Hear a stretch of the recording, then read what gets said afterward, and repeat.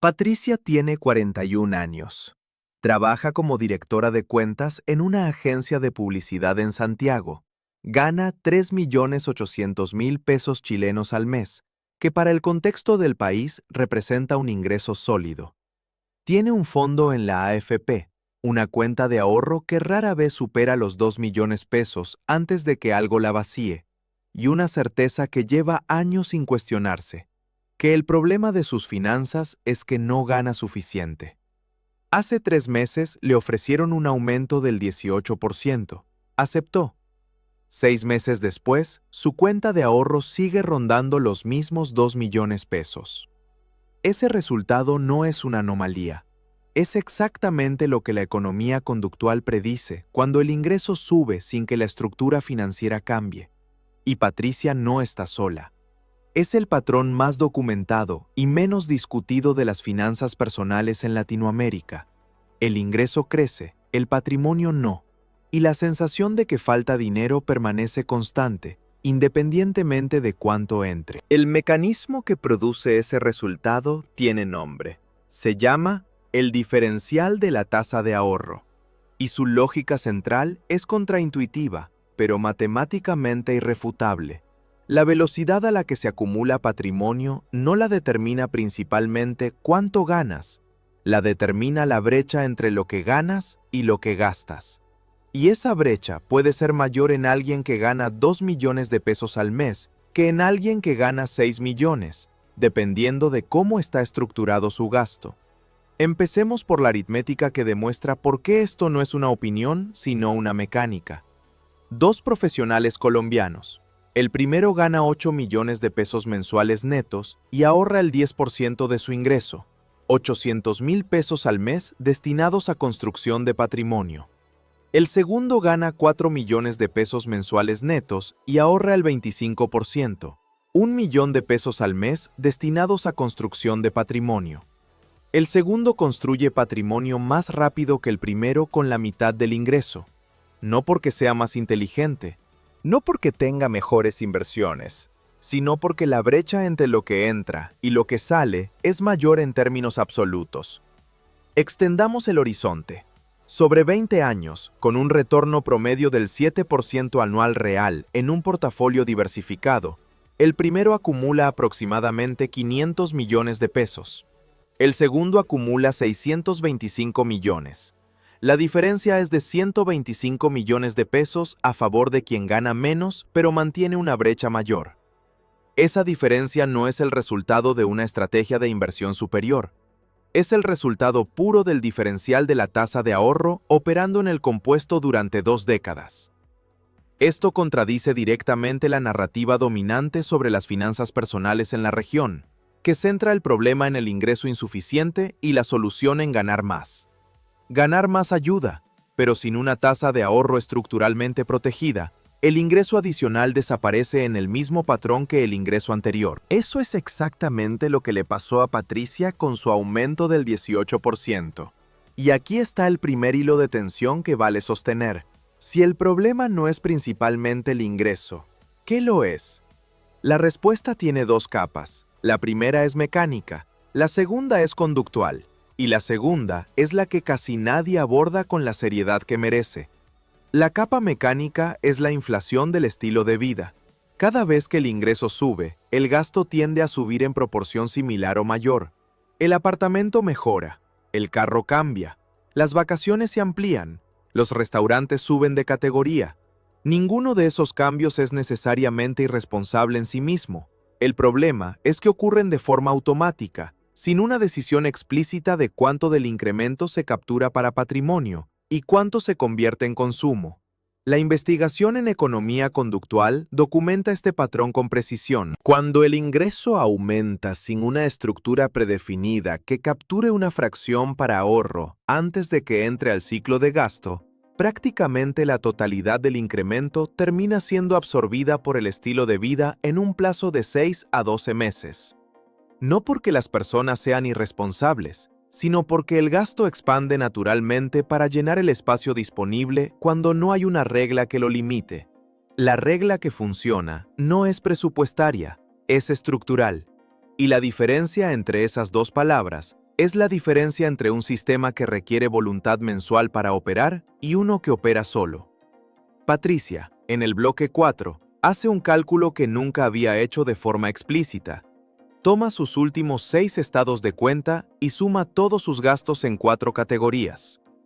Gastos esenciales no negociables: arriendo, servicios, alimentación básica, transporte, seguros.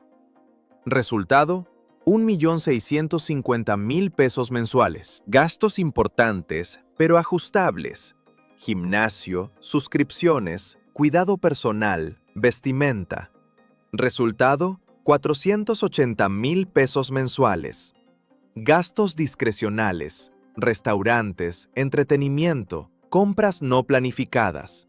Resultado: 890.000 pesos mensuales. Deuda: cuota de un crédito de consumo. Resultado: 320.000 pesos mensuales. Total saliente: 3.340.000 pesos. Ingreso neto: 3.800.000 pesos. Brecha teórica: 460.000 pesos mensuales que deberían acumularse. Saldo real de ahorro: prácticamente cero a fin de mes. La diferencia entre esos 460.000 pesos teóricos y el cero real es la brecha de fricción del sistema. El dinero existe, no tiene estructura que lo capture antes de que se gaste en la categoría residual de otros gastos, que no aparece claramente en ninguna categoría, pero que absorbe todo lo que queda.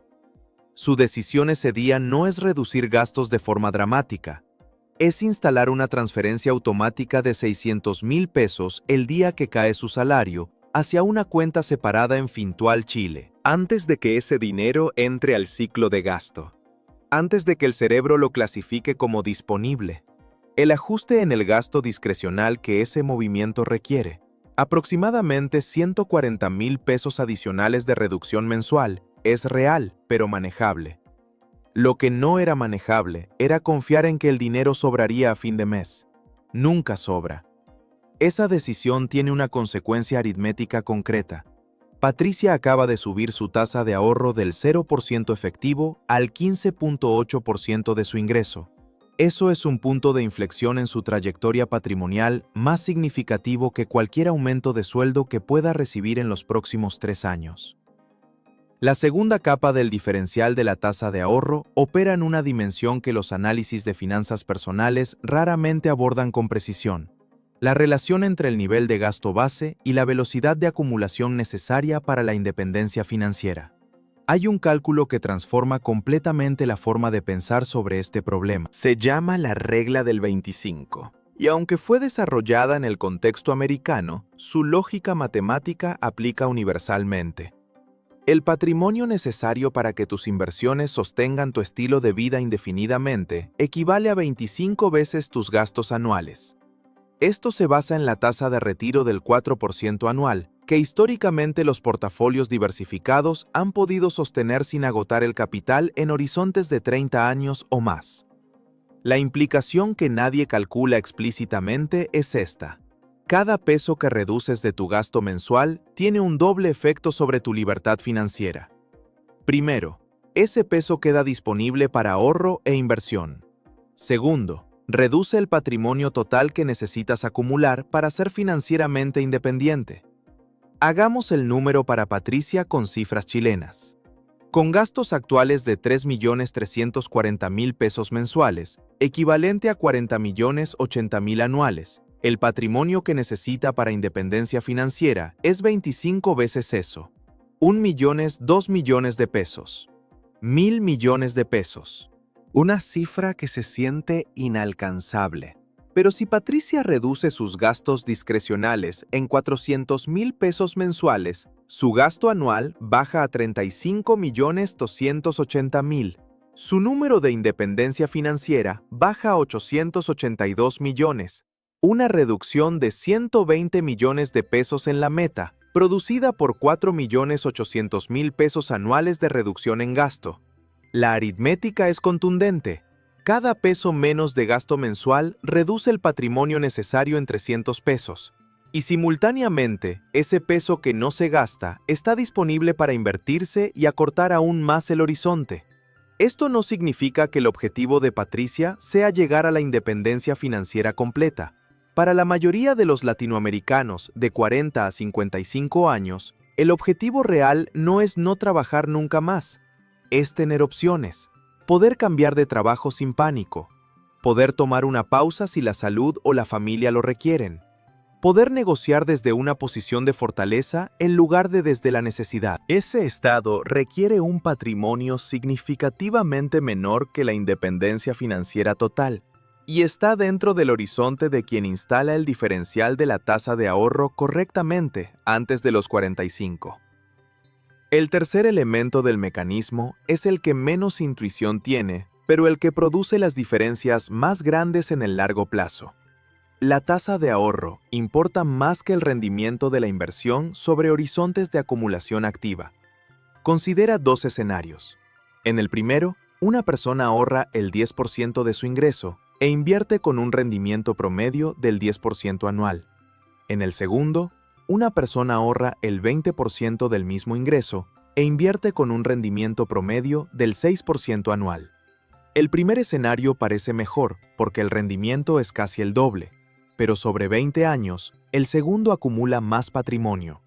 La razón es que el rendimiento solo trabaja sobre el capital invertido, y el capital invertido lo determina la tasa de ahorro, no el rendimiento. En términos latinoamericanos concretos, esto significa que la persona que optimiza obsesivamente su portafolio de inversión mientras mantiene una tasa de ahorro del 8%, está haciendo menos por su patrimonio que la persona con un portafolio básico de CETES y fondos indexados, pero con una tasa de ahorro del 20%.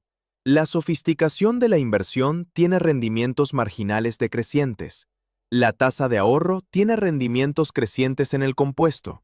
Esta realidad tiene una implicación práctica directa para la forma en que deberías asignar tu tiempo y energía financiera. Pasar 40 horas investigando qué ETF tiene la menor comisión produce un beneficio que se mide en décimas de punto porcentual sobre el rendimiento. Pasar 2 horas instalando automatizaciones que suben tu tasa de ahorro del 8% al 15% produce un beneficio que se mide en millones de pesos sobre el horizonte de 20 años. El retorno por hora dedicada no tiene comparación. Y aquí aparece el segundo hilo de tensión. Subir la tasa de ahorro del 8% al 15% no requiere reducir el estilo de vida en esa proporción. Requiere capturar una fracción de los incrementos de ingreso futuros antes de que la inflación del estilo de vida los absorba. La regla práctica que produce los mejores resultados es simple. Cuando el ingreso sube, captura al menos el 50% del incremento neto para ahorro e inversión antes de que ese nuevo nivel de ingreso se convierta en el nuevo nivel de gasto normal. Si el sueldo sube 500,000 pesos mensuales, 250,000 van a la transferencia automática inmediatamente. El estilo de vida puede mejorar con los otros 250,000, pero la tasa de ahorro también mejora. Y ese movimiento simultáneo es lo que diferencia a quien Patricia será a los 60 de quien sería si siguiera el patrón actual. Ahora bien, hay una trampa en esta lógica que vale nombrar explícitamente porque afecta de forma desproporcionada a personas con el perfil de Patricia. La reducción de gastos tiene un límite real. Hay un nivel de gasto esencial que no puede comprimirse sin reducir la calidad de vida de forma que afecte la productividad, la salud o las relaciones. Pretender que ese límite no existe produce consejos que no resisten el contacto con la realidad cotidiana. El punto de inflexión real no siempre está en gastar menos. A veces está en ganar estructuralmente más de una forma que el diferencial de la tasa de ahorro pueda capturar. La diferencia entre un aumento del 18% que desaparece en el estilo de vida y un aumento del 18% que sube permanentemente la tasa de ahorro no está en el monto del aumento, está en si existe una estructura que capture la diferencia antes de que el gasto la absorba. Esto aplica también a los ingresos variables y a los bonos anuales, que en muchos sectores latinoamericanos representan entre el 10 y el 30% del ingreso total. Un bono que llega sin un destino predefinido suele convertirse en consumo extraordinario en el mes que se recibe. Un bono con destino predefinido. El 70% a inversión, el 30% a consumo extraordinario. Sube la tasa de ahorro anual efectiva de forma significativa, sin requerir ningún sacrificio en el flujo mensual habitual. Patricia, en el bloque 7, 12 meses después de su decisión del bloque 4, tiene el resultado que no esperaba ver tan rápido. Su cuenta en Fintual Chile acumula 7.800.000 pesos, incluyendo el rendimiento generado por el portafolio. Su crédito de consumo tiene un saldo 40% menor que hace un año, porque redirigió parte de los gastos discrecionales que identificó como prescindibles. Cuando llegó su bono semestral de 1.900.000 pesos, por primera vez en su vida profesional, tuvo una regla predefinida. 1.200.000 a inversión, 700.000 a consumo extraordinario. No fue una decisión difícil porque la regla ya existía. Solo fue su aplicación. Su tasa de ahorro efectiva sobre los últimos 12 meses, 18.4%. No porque ganó más, sino porque instaló la estructura que captura la brecha antes de que el gasto la absorba. Y esa tasa, sostenida en el compuesto, produce un resultado radicalmente diferente al que su trayectoria anterior producía. Ahora las acciones concretas esta semana por país. Si estás en Chile, el primer paso es calcular tu tasa de ahorro real de los últimos 3 meses. No la que crees tener, la real. Patrimonio financiero de hoy menos patrimonio financiero de hace 3 meses, dividido entre el ingreso neto del periodo. Si el resultado es menor al 10%, la prioridad es instalar una transferencia automática hacia una cuenta separada el día de pago. Fintual Chile ofrece fondos en pesos y en dólares desde una UF con comisiones bajas. El APB con bonificación estatal del 15% sobre el monto aportado para ciertos tramos de ingreso es el instrumento con mayor retorno ajustado disponible antes de considerar alternativas de mercado. Para el crédito de consumo activo, solicita a tu banco la tasa actual y compara con opciones de consolidación. Muchos bancos ofrecen refinanciamiento a menor tasa para clientes con buen historial. Si estás en Colombia, el ejercicio de diagnóstico es el mismo. Calcula tu tasa de ahorro real de los últimos 3 meses. Para quien tiene ingreso formal, los aportes voluntarios al fondo de pensión obligatorio son deducibles hasta el 30% del ingreso bruto anual, lo que produce un beneficio fiscal inmediato, además del rendimiento de la inversión. Para el componente de liquidez y ahorro de corto plazo, los fondos de inversión colectiva de Fintual Colombia, Bancolombia Fiduciaria o Protección ofrecen entre 9% y 10.5% EA con disponibilidad en 24 horas. La regla del 50% aplicada al próximo incremento de ingreso es la acción de mayor impacto disponible para quien ya tiene el sistema básico instalado. Si estás en México, el equivalente del cálculo de tasa de ahorro se hace comparando el saldo de CETES directo más Afore más cualquier cuenta de inversión hoy contra el mismo dato hace 90 días. Si la diferencia dividida entre el ingreso del periodo es menor al 10%, la prioridad es configurar una transferencia automática a CETES directo el día de nómina, por un monto que lleve esa tasa al 15% o más. Para quien recibe bono anual o PTU, definir hoy, antes de que llegue, qué porcentaje va a inversión y qué porcentaje a consumo extraordinario. La decisión tomada antes del ingreso produce resultados radicalmente distintos a la decisión tomada después. Si estás en Perú, los fondos mutuos de liquidez de Credicorp Capital o BBVA Asset Management son el instrumento más accesible para la cuenta separada de ahorro, con disponibilidad en 24 horas y rendimientos entre 4 y 6% anual en soles. Para el componente de largo plazo, los aportes voluntarios a la AFP con fin previsional tienen beneficio tributario deducible en la declaración anual.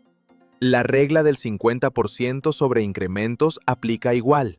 Cuando el ingreso sube, la mitad del incremento neto va a transferencia automática antes de que el nuevo nivel de ingreso se establezca como la nueva normalidad. El diferencial de la tasa de ahorro no premia a quien gana más, premia a quien instala la estructura que protege la brecha entre lo que entra y lo que sale antes de que la inflación del estilo de vida la cierre. Patricia no necesitaba ganar más, necesitaba que el sistema capturara lo que ya ganaba antes de que el gasto lo absorbiera. La diferencia entre esas dos frases es la diferencia entre esperar el próximo aumento y actuar esta semana. Si este tipo de análisis te ayuda a entender los mecanismos que determinan la velocidad real de tu construcción patrimonial, con datos de la región y sin narrativas de enriquecimiento que no resisten el contacto con la aritmética, suscríbete. Cada video de este canal viene construido exactamente así.